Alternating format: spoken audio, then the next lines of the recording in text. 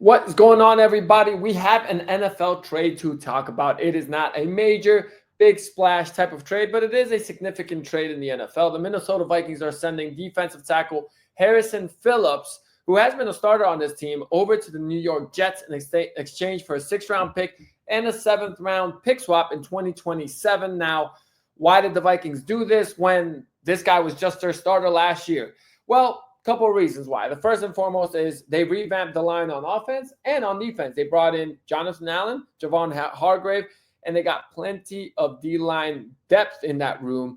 After those two guys, you still have Levi Drake Rodriguez, which is a draft pick of the Vikings. You have Jalen Redmond, who came on strong last year. Terrion Ingram Dawkins, who's a draft pick from this year, has been having a great camp. And last but not least, Elijah Williams, who's actually a guy that went undrafted, got brought in just as a camp, like a tryout guy, and has made a big splash in this preseason. And obviously the Vikings just didn't want to cut any of these guys. And if you would have kept Harrison Phillips, that means you would have been keeping 7 defensive tackles in that room, which is frankly just a lot, especially in a deep team like the Vikings, where you need to kind of have space all around because you're going to want to have a deep room in every single room in that locker room. So that is a big reason for why they made this deal. Essentially, $7 million is due for Harrison Phillips this year, guaranteed, and the Vikings agreed on picking up about half of that. So they're pretty much paying about $3.5 million to not have to cut either Elijah Williams or probably Levi Drake Rodriguez, who would have been next in line to possibly get cut. Now, what surprises me about this move is the timing, because I frankly thought, all right, you can wait to do this after the Friday final preseason game.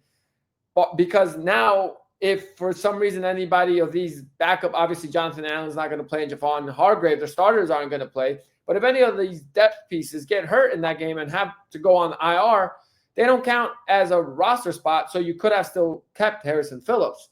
So I think a bigger part of the motivation, aside from obviously not having to cut one of those back depth chart kind of guys, is freeing up cap space. Now, you might say, well, the Vikings have a lot of cap space already. And after this move, they have about $30 million in cap space right now.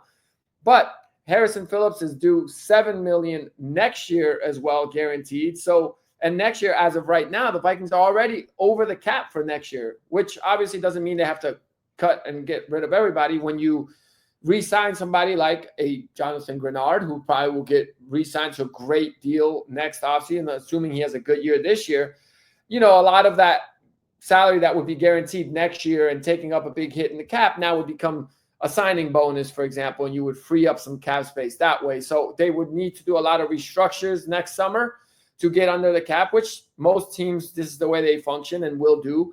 But I think that $7 million getting off the books for next year definitely helps the Vikings. And I think that was a big motivation for a guy, quite frankly, in Harrison Phillips, that probably wasn't going to see much playing time in such a deep defensive tackle room. And, you know, he's a great run-stopping defensive tackle, not a great pass rusher. And when you got young guys like the rookie from this year, rookie from last year, Elijah Williams, pretty young guy. So all these guys coming in fresh. Jalen Redmond came on strong last year, and he's a younger guy. So, you know, you're going to want to let those guys kind of get their opportunities. So that's why the Vikings made that deal. But I think also it helps the fact that they freed up some cap space. And like we spoke about with the Bengals, it's good to have cap space and that flexibility for a team like the Vikings, who right now, for example, is looking at some issues at wide receiver after Justin Jefferson. And with Jordan Addison being suspended the first 3 games of the season, they might need an Adam Thielen. And so maybe this is freeing up some money for that. So we'll see what that how that breaks down, and you know what happens out of that in the next few days. Another thing I wanted to touch on is that apparently the Green Bay Packers offered 2 first-round picks and a second-round pick to the Cowboys and a 5th-round pick as well for Micah Parsons. And Jerry and the Cowboys declined. So if we're thinking that a trade is coming with Micah Parsons, I would just say this. I doubt that's coming anytime soon, because with a player the caliber of Micah Parsons, let's say it's week 3 and the Cowboys tell the Packers, all right, give us that deal. Are the Packers really going to say no, or are they going to still give up those assets? And so I think there's not really a big rush out of Dallas. You're just going to say, if we can't agree to a contract, then we'll dare Micah Parsons to lose money every single week and leave money on the table. And if he starts doing that and it gets to week 3 and he's still, refusing to play, and it looks like he's going to sacrifice this whole season in the prime of his career, then we can deal him, and this type of quality of player will still return us some good value. It's not like they're losing much, worth on that kind of trade by waiting. The other one where I just don't think that the one I think is most likely to happen is a Trey Hendrickson deal, because, with Trey Hendrickson, he's a great player. He led the league in sacks, but he is older. He's older than Michael Parsons, and you're not going to get as much draft capital as you would in a blockbuster trade like one for Michael Parsons.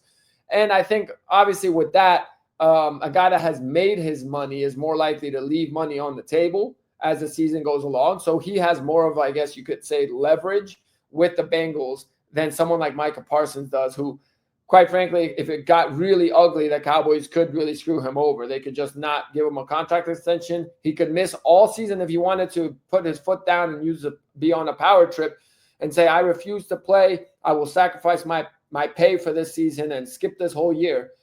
But the Cowboys could really screw him by doing the same thing next year and putting him on a franchise tag and the year after. Whereas a guy with Trey Hendrickson is a little bit older, and at that point, I think a trade with Cincinnati is more likely to happen than a trade with Dallas right now. I think Dallas is willing to play chicken with Michael Parsons and see if he would be willing to sit out games and lose significant money. You're looking at over $1 million per week, essentially, once the season starts. So we'll see how it all plays out. I'll be back tomorrow with another podcast, and we will talk about more fun NFL things. We'll break down the division. Maybe we'll look into what players we're looking forward to and to see in this last and final week 3 of the preseason. Subscribe, like, comment, and I'd love to talk some sports with you guys. So see y'all soon.